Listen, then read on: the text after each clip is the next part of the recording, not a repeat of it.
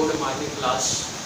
आज हम कक्षा 12वीं रसायन शास्त्र यूनिट 3 से हम संक्षारण या जिसको हम कह सकते हैं आम भाषा में जंग लगना के बारे में सीखेंगे, उसके सिद्धांत को हम जानेंगे। तो संक्षारण क्या है? तो हम संक्षारण की इस प्रकार से परिभाषा दे सकते हैं। धातुओं की सतह पर वायुमंडल में उपस्थित गैसें, खासकर कार्बन डाइऑक्साइड, सल्फर डाइऑक्साइड आदि तथा नमी मतलब जल की उपस्थिति में उसके सतह पर अवांछनीय परत यानी कि ऑक्साइड बना लेते हैं, यौगिक बना लेते हैं, और यही घटना संक्षारण कहलाता है।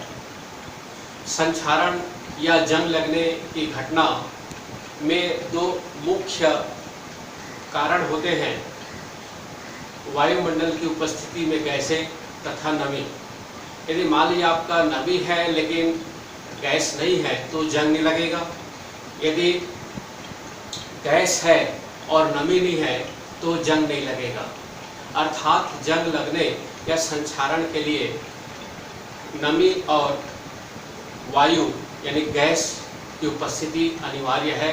ये दोनों में एक भी एब्सेंट है तो जंग उस कंडीशन पर नहीं लगेगा।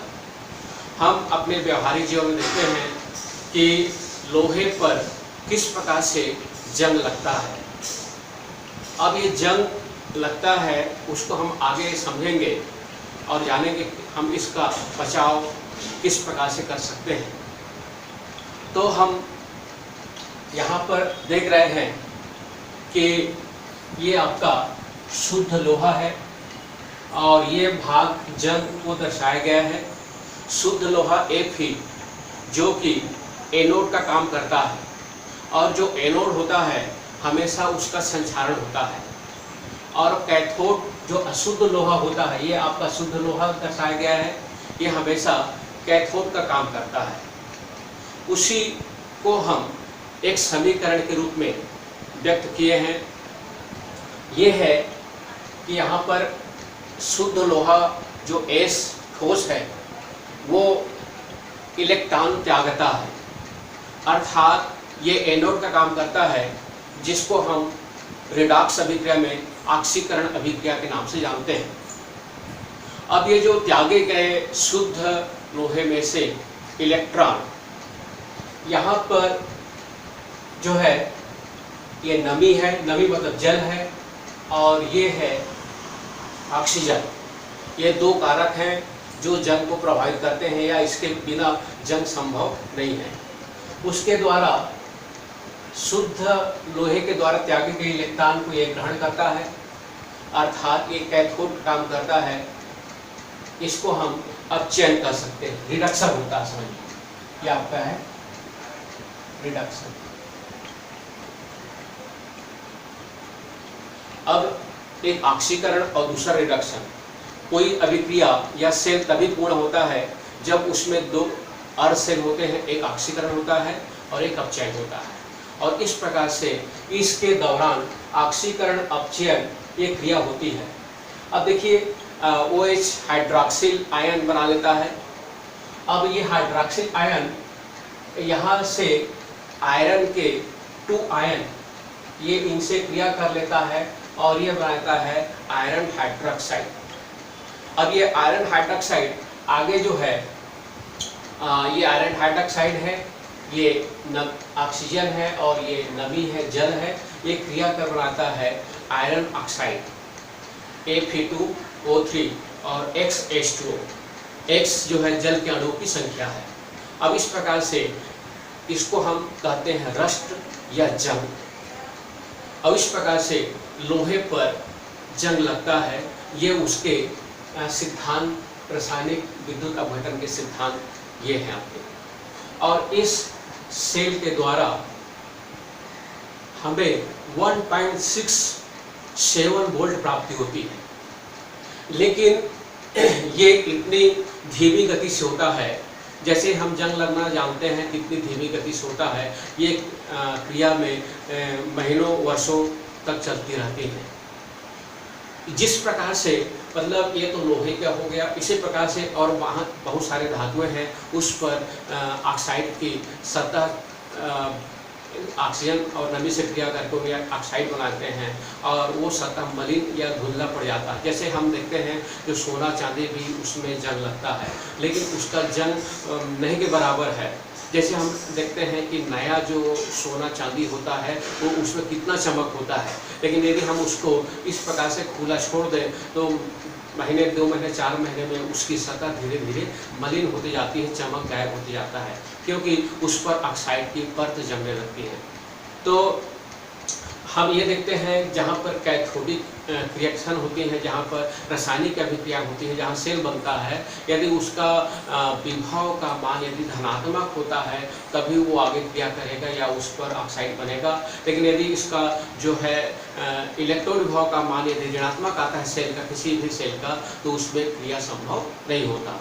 तो यहाँ पर हम देखते हैं कि आपका ऑक्सीजन और नमी जो होता है उसके द्वारा जो हमें वोल्ट प्राप्त होता है वो होता है 1.26 वोल्ट, और जो लोहा होता है, आयरन होता है, उसका इलेक्ट्रॉन विभव का मान होता है -0.44। और इस प्रकार से यदि हम दोनों को प्लस कर दें, ये लोहे का है -4.44, ये देख रहे हैं ये आपका होता है एनोड, कैथोड होता है जो प्लस में होता है +1.24।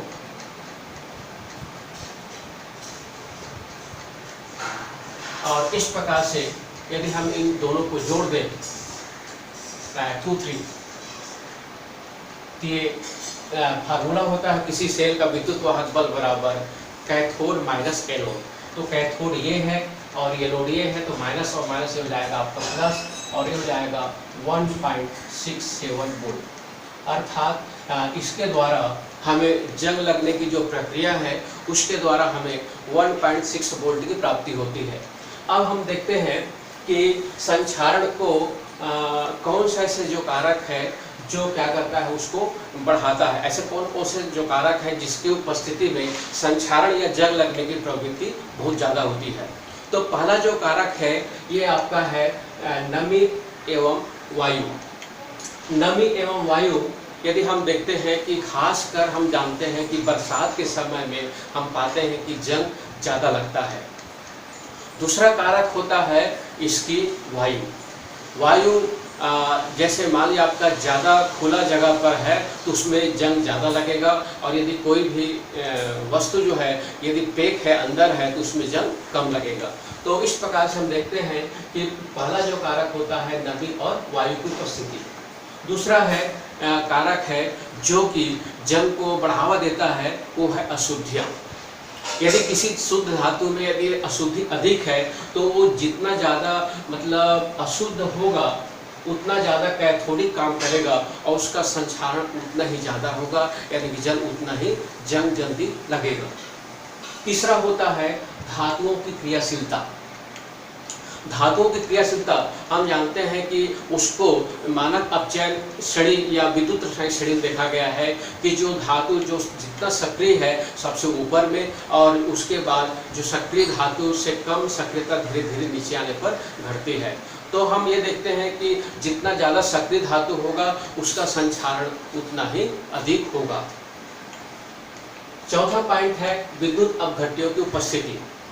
विद्युत अपघट्य जैसे मान लिया आपका है सोडियम क्लोराइड है, अमोनियम क्लोराइड है, सोडियम हाइड्रोक्साइड है, ये सेल है, तो इस प्रकार से वे विद्युत अपघट्य हैं। यदि विद्युत अपघट्य की उपस्थिति यदि है तो उसमें बहुत ज़्यादा और शीघ्र जंग लगेगा। जैसे मान लिया आपका एक कील है, यदि हम एक एक्सपेरिमेंट करते हैं, 2 कील लेते हैं, एक कील को हम नमक के घोल में डुबा कर निकाल दें और एक कील को वैसे ही फ्रेश रख दें, तो हम देखते हैं कि 2 हफ्ते बाद हम देखें हम पाते हैं कि जो नमक के घोल से निकाला गया कील है उसमें पूरा जंग भर जाता है, और जो साफ कील है उसमें आपका जंग नहीं लगता या बहुत कम लगता है।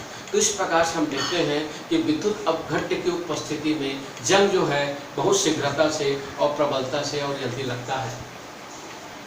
पांचवा कारक है विद्युत धातुओं की जो सतह है उसकी विकृति। यदि हम देखते हैं कि जो धातु यदि एकदम चिकना है तो उसमें जंग बहुत कम लगता है, क्योंकि उसका क्षेत्रफल कम होता है। और दूसरी चीज़ क्या है, उसमें जो नमी जो है कम बढ़ता है।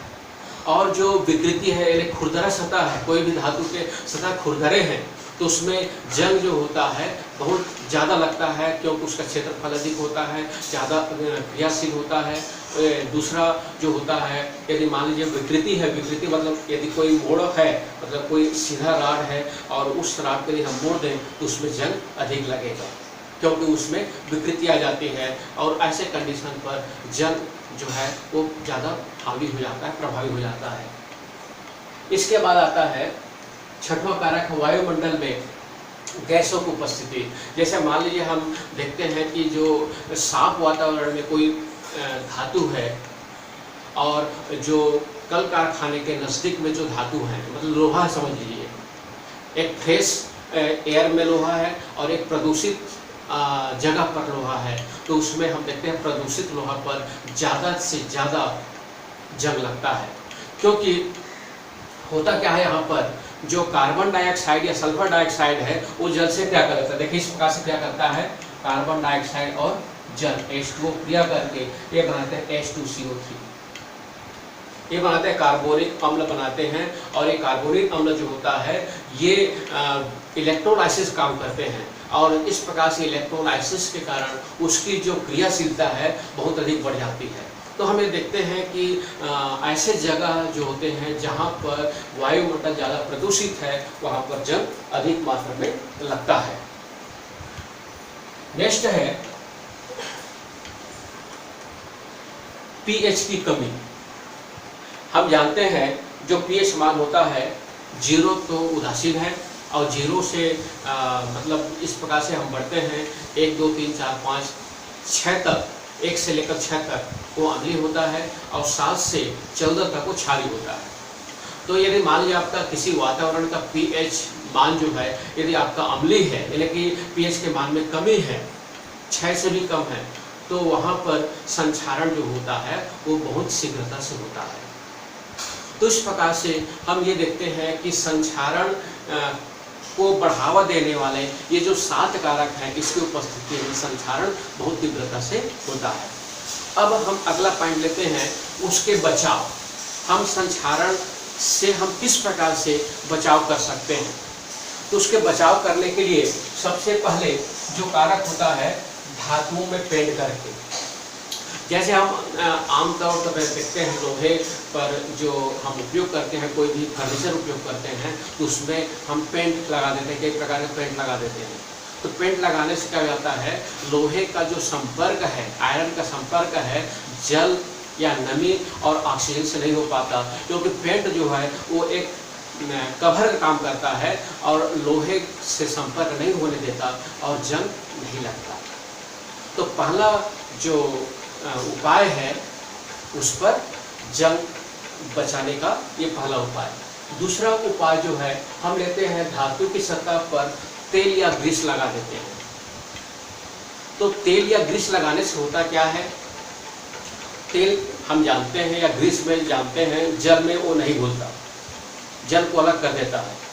तो जब जल के संपर्क में नहीं आएगा, हवा के संपर्क में नहीं आएगा, तो लोहे पर कोई प्रकार का जंग नहीं लगेगा। इस प्रकार से हम दूसरे तरीके से बचाव कर सकते हैं, उसमें ग्रीस या तेल करके। इसके बाद आता है तीसरा है विद्युत लेपन। विद्युत लेपन जैसे हम देखते हैं बहुत से प्रकार के, हम जैसे गाड़ी चलाते हैं, मोटरसाइकिल है या साइकिल है या कुछ भी है, तो उसमें लोहे का जैसे होता है, मान लीजिए आपका हैंडल है, साइकिल का हैंडल है या उसका रिम है, वो बहुत चमकदार होता है, क्योंकि उसके अंदर में लोहा होता है। और ये लोहा जो होता है उसमें स्टेनलेस स्टील की पॉलिश की जाती है, वो स्टेनलेस स्टील होता नहीं है। इसमें हम 3 प्रकार से पेंट कर सकते हैं, एक निकल का, क्रोमियम का या कोबाल्ट का। इस प्रकार से धातुओं का जो है उसमें पेंट कर देते हैं, क्योंकि आयरन से कम क्रियाशील होते हैं। तो आयरन से कम क्रियाशील धातु पर पेंट कर देते हैं और इस प्रकार से उसको हम जंग लगने से बचा सकते हैं। लेकिन इसमें सवाल ये होता है कि मान लीजिए आपका कहीं से उखड़ गया जो निकल है या क्रोमियम है या कोबाल्ट है, उसमें जो पेंट किया हुआ है, यदि मान लीजिए कहीं से निकल गया या खरोच हो गया तो वहाँ पर लोहे पर जंग लगने से नहीं बचा सकता, क्योंकि उस कंडीशन पर क्या जाता है, सीधा संपर्क जो खरोच वाले भाग है वो लोहे पर आता है और इस प्रकार से उसमें शीघ्रता से जंग लग जाती है। चौथा पॉइंट है बलिदानी तत्व या उत्सर्ग रक्षण। अब देखिए, बलिदानी तत्व यहाँ से संबंध होता है बलिदान से है, और बलिदान का अर्थ होता है अपने आप को दूसरे के लिए न्यौछावर कर देना, आप या दूसरों के लिए अपने जान को दे देना। तो उसी प्रकार से यहाँ पर जो जिंक होता है, जैसे हम घर में खासकर जो टीन छाते हैं, लोहे का टीन होता है, उसमें जिंक की पॉलिश होती है, जेड की पॉलिश होती है। उससे होता क्या है, मतलब एक तो लोहा खूबसूरत हो जाता है, चमकदार हो जाता है, और दूसरा चीज़ क्या होता है, उसमें जब तक वो जिंक वहाँ पर लगा रहेगा लोहे पर, तो लोहे पर कोई प्रकार का आंच नहीं आएगा। अपना बलिदान कर दे, अपना जिंक स्वयं नष्ट हो जाएगा, लेकिन अपना नष्ट होकर उसमें आयरन को बचा लेता है, इसलिए हम उसको बोलते हैं बलिदानी या उत्सर्ग रक्षण। अब देखिए, मान लीजिए आपका कहीं पर भी खरोच हो जाता है, तो खरोच हो जाने पर भी मतलब लोहे पर जंग नहीं लगता, क्योंकि इन दोनों की सक्रियता को हम देखें, इन दोनों की सक्रियता में जिंक की सक्रियता सबसे अधिक होता है। जिंक ज़्यादा एक्टिव होता है, जिंक ज़्यादा एक्टिव होता है, उसका जो विभव का मान होता है, इलेक्ट्रोड विभव होता है, उसका होता है -0.77, जबकि लोहे का जो होता है वो होता है -0.44। तो इस प्रकार से हम देखते हैं कि आपका इलेक्ट्रॉन त्यागने की प्रवृत्ति लोहे और जिंक में सबसे पहले इलेक्ट्रॉन त्यागने की प्रवृत्ति होती है जिंक का, इसलिए वो अपना इलेक्ट्रॉन पहले त्याग देता है, इसलिए वो एनोड हो जाता है, और लोहा जो होता है वो कैथोड काम करता है, और कैथोड में कोई प्रकार का नुकसान नहीं होता, एनोड का ही नुकसान होता है। एनोड अर्थात जिंक, और जिंक का नुकसान होता है, धीरे धीरे जिंक जो है खराब होता है, और कई सालों तक वो मतलब खराब होता है। लेकिन मान लीजिए आपका उसमें जिंक का पॉलिश नहीं है, तो 1 साल में ही आपका पूरा जो लोहा का फर्नीचर है वो आपका फेंकने लायक हो जाएगा। तो इस प्रकार से इसको हम कहते हैं बलिदानी या उत्सर्ग रक्षण द्वारा उसको हम ठीक करना। इसके बाद आता है 5वां है विद्युतीय रक्षण या कैथोडिक रक्षण। हम ये देखते हैं कि जैसे बहुत सारे ऐसे उपकरण होते हैं जो जल के संपर्क में रखते हैं, जल के संपर्क में हमेशा रहते हैं। जैसे मान लीजिए आपका जो पानी जहाज होता है उसका नीचे तल जो होता है हमेशा पानी के संपर्क में होता है, और ऐसे कंडीशन पर उसमें जंग लगने की संभावना अधिक होती है। दूसरा, जैसे घर में आने वाले लोहे की जो पाइप होती हैं वो ज़मीन के अंदर होता है, उसमें भी मतलब वो भी नमी और एयर के संपर्क होता है, और उसमें भी जंग की संभावना होती है। मान लीजिए आपका बहुत बड़ा पाइप लाइन बिछा हुआ है, गांव में बिछा हुआ है या शहर में बिछा हुआ है, जिसमें से पानी सप्लाई होता है, तो उसको क्या करते हैं कैथोडिक रक्षण के लिए, जैसे उससे ज़्यादा सक्रिय धातु, जैसे मान लिया आपका मैग्नीशियम हो सकता है, Mg हो सकता है, या जिंक हो सकता है, इसके लिए हम Mg या जिंक दोनों में से किसी एक का जो गुटका होता है उस गुटके को तार के माध्यम से उस नल के पाइप में जोड़ देते हैं। अब नल के पाइप जोड़ देते हैं, जिससे क्या हो जाता है, जैसे मैं बताया कि जो लोहे से इलेक्ट्रॉन त्यागने की प्रबल मैग्नीशियम और जिंक में होता है, इस कारण से सबसे पहले इलेक्ट्रॉन त्यागेगा, और जिसका इलेक्ट्रॉन त्यागेगा उसका क्षरण होता है, यानी उसका नुकसान होता है।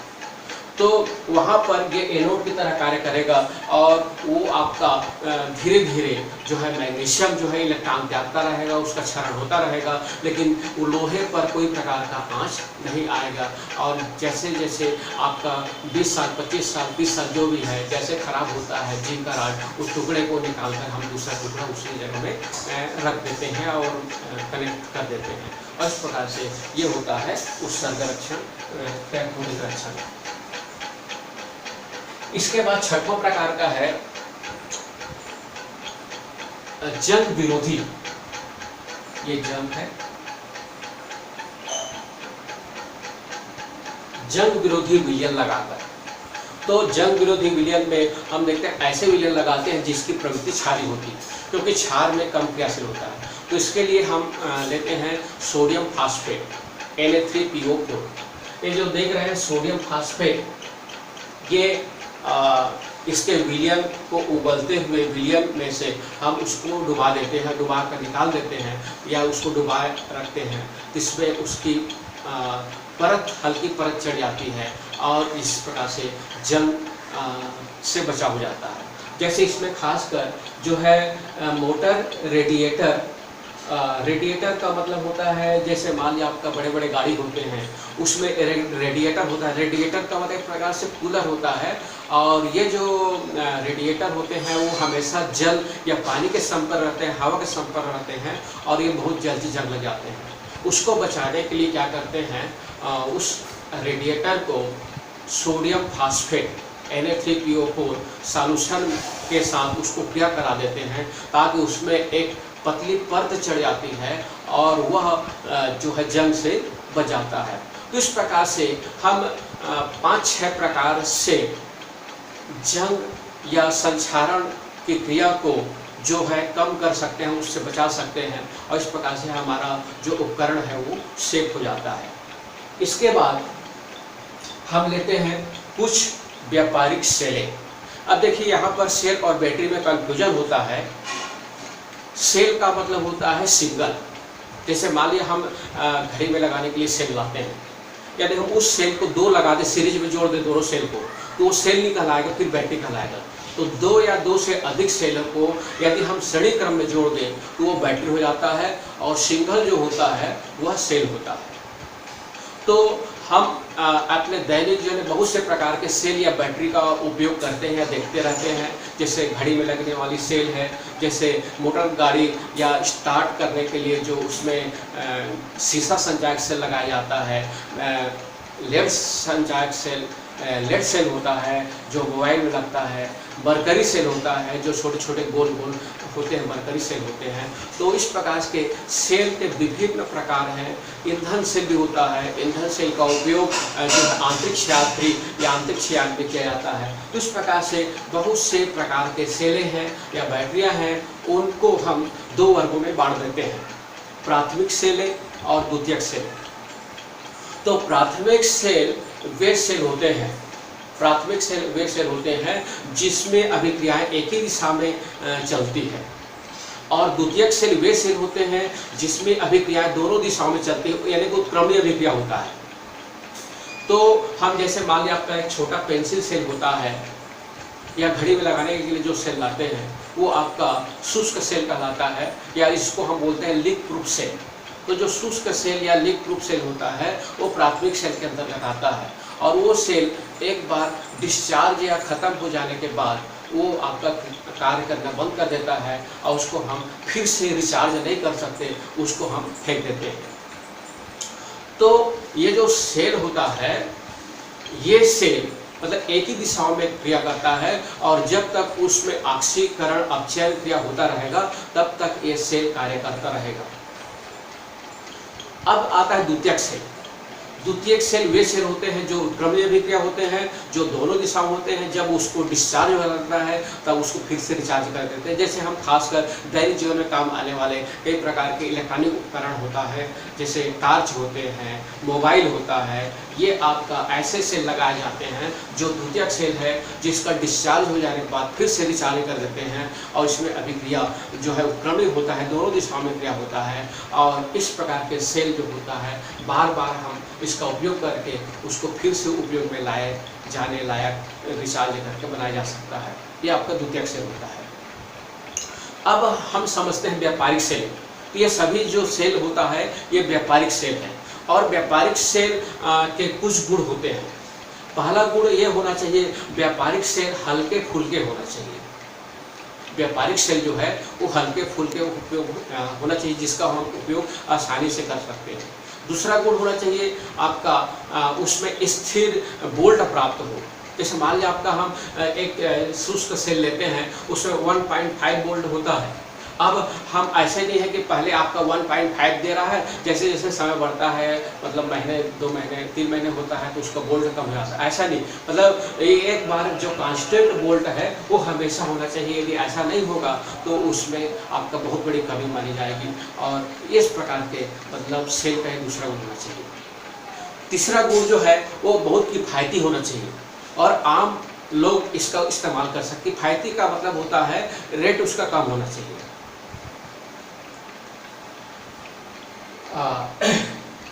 तो इस प्रकार से हम ये देखते हैं कि व्यापारिक सेल के ये जो 4-5 जो गुण होते हैं, ये गुण होना चाहिए, तो ऐसे सेल व्यापारिक सेल कहलाते हैं।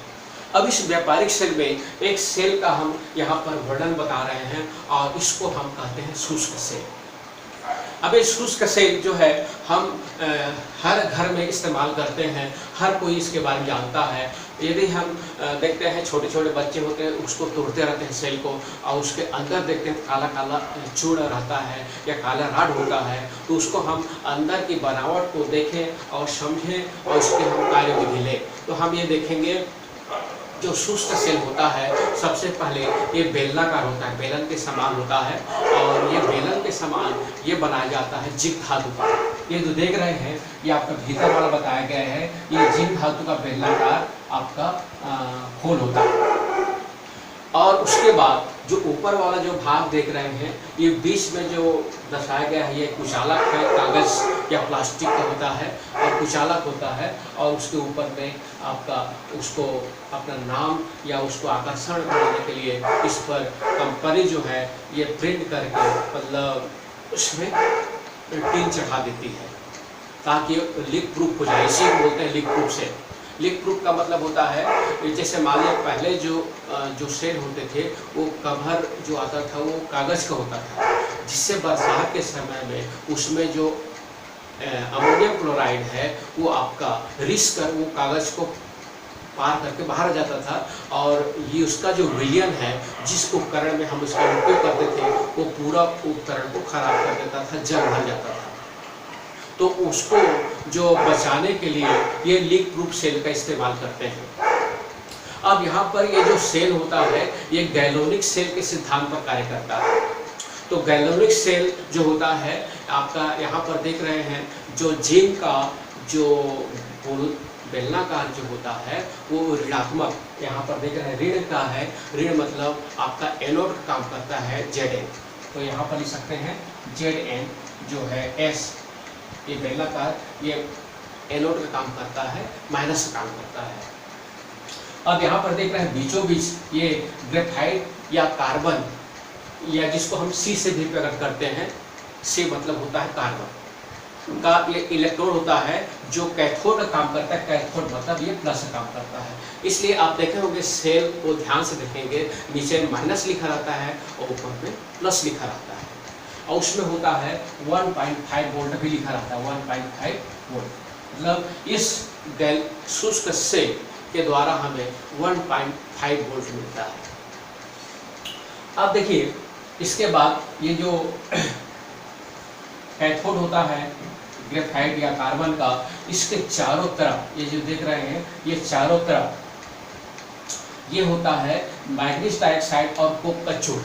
मैग्नीज डाइऑक्साइड भी काले रंग का होता है और कार्बन भी या कोक भी काले रंग का होता है, और इसका डस्ट एकदम डस्ट महीन डस्ट यहाँ पर दोनों का मिश्रण को इसके कैथोड के चारों तरफ भर देते हैं। इसके बाद इस भाग पर देखेंगे, इस भाग पर जिंक क्लोराइड और अमोनियम क्लोराइड का पेस्ट होता है, लुब्बी बनाकर वहां पर भर देते हैं। और इस प्रकार से ये होता है, यहाँ पर देख रहे हैं ये पिच होता है, एक प्रकार से डामर कह सकते हैं, या एक लाख होता है एक प्रकार से, और ये लाख के द्वारा इसको हम ब्रेक कर लेते हैं ताकि इसमें से कोई भी सॉल्यूशन या विलयन वो बाहर ना आ सके सेल के अंदर से। और इस प्रकार से ये बन जाता है लीक प्रूफ सेल या शुष्क सेल। अब देखिए इसकी कार्यविधि क्या है, कार्यविधि समझे तो यहाँ पर जिंक जो होता है, ये जो देख रहे हैं जिंक Zn, इसके इलेक्ट्रॉन त्यागने की प्रवृत्ति होता है। तो इलेक्ट्रॉन त्यागने की प्रवृत्ति होता है अर्थात इलेक्ट्रॉन त्यागता है, और जो इलेक्ट्रॉन त्यागता है उसको हम ऑक्सीडेशन कहते हैं, और वो होता है एनोड का काम करता है। यहाँ पर लिख दिए हैं, ये ऑक्सीडेशन होगा और ये एनोड की तरह कार्य करेगा। हमेशा याद रखिए, एनोड वे होते हैं जो इलेक्ट्रॉन को त्यागते हैं और कैथोड वे होते हैं, प्लेट होते हैं जो इलेक्ट्रॉन को ग्रहण करते हैं। ये याद रखिए। अब जो इलेक्ट्रॉन जो त्यागते हैं उसमें ऑक्सीकरण होता है और जो इलेक्ट्रॉन ग्रहण करते हैं उसमें अपचयन रिडक्शन होता है। तो ये आपका ऑक्सीडेशन होगा और इसमें आपका होगा रिडक्शन होगा। अब देखिए यहाँ पर जो अमोनियम क्लोराइड यहाँ पर भरा हुआ है, ये अमोनियम क्लोराइड दो भाग टूट जाता है। अमोनियम क्लोराइड दो भाग टूट जाएगा और ये बना लेगा अमोनियम आयन और क्लोराइड। उसी प्रकार से जो जिंक क्लोराइड है ये भी दो भाग टूट जाता है, जिंक आयन और क्लोराइड आयन। ठीक है, इस प्रकार से ये आपका यहाँ पर जो इनके पेस्ट होते हैं इलेक्ट्रोलाइसिस का काम करते हैं और ये दो भागों में टूट जाते हैं। अब इसके बाद यहाँ पर भरा हुआ है मैग्नीज डाइऑक्साइड। ये आपका मैग्नीज डाइऑक्साइड है। यहाँ पर देख रहे हैं Mn का जो ऑक्सीकरण अवस्था है वो आपका +4 है। यहाँ पर Mn का ऑक्सीकरण अवस्था है +4, लेकिन यहाँ पर देख रहे हैं इसकी ऑक्सीकरण अवस्था है +3। देखिए कैसे निकालते हैं, क्योंकि ऑक्सीजन का होता है -2, तो -2 है, 3 परमाणु, 3 दूनी 6, तो यहाँ 2 है, तो किससे गुणा करके 6 आएगा, तो यहाँ पर आ जाएगा 3 से। तो ये होता है मैग्नीज ऑक्साइड। ये जो है मैग्नीज डाइऑक्साइड जो है मैग्नीज ऑक्साइड में ये क्या हो जाता है, अपचयित हो जाता है। और इस प्रकार से इस सेल के द्वारा हमें 1.5 वोल्ट मिलती है। तो यहाँ पर हम देख रहे हैं जो इसके द्वारा 2 इलेक्ट्रॉन त्यागे गए हैं, ये आपका 2 इलेक्ट्रॉन को ग्रहण करता है और ये बना देता है मैग्नीज ऑक्साइड, जल और अमोनिया गैस। और ये जो गैस होता है ये आपका बैटरी पर दबाव को रोकने के लिए ये जो गैस होता है फिर आगे जिंक आयन से क्रिया कर देता है, NH3 Zn से क्रिया करेगा और ये बना लेगा Zn3O प्लस कॉम्प्लेक्स कंपाउंड।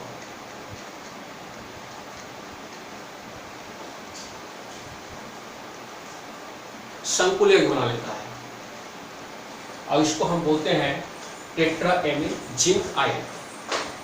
और यहाँ पर देख रहे हैं जो अमोनिया गैस है वो जिंक आयन से क्रिया करके ये संकुल कंपाउंड बनाता है और उस बैटरी में जो है ये गैस नहीं बनता, जिससे बैटरी के फटने की संभावना नहीं होती।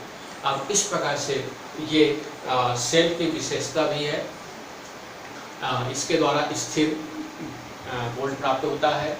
ये यूज में काफ़ी सुविधा होता है, कोई भी इसका यूज़ कर सकते हैं और ये सस्ता भी होता है और इस प्रकार से ये सेल की विशेषताएं होती हैं। धन्यवाद।